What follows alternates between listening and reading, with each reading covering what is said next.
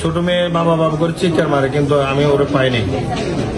না পাওয়ার পরে আমি একটু পশ্চিম পাশে যে আমার দরজা বরাবর দাঁড়ালে দেখি আমার দরজাতে বড় একটা তালা ঝুলে সাদা।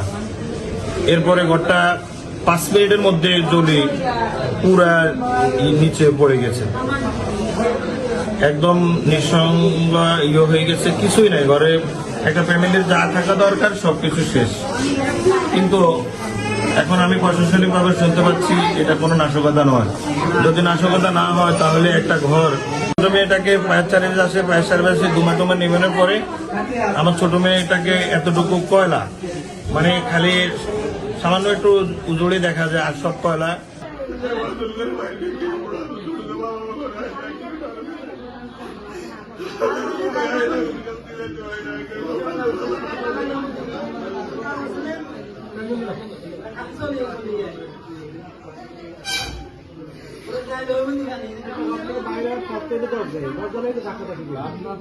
আমাদের আসলে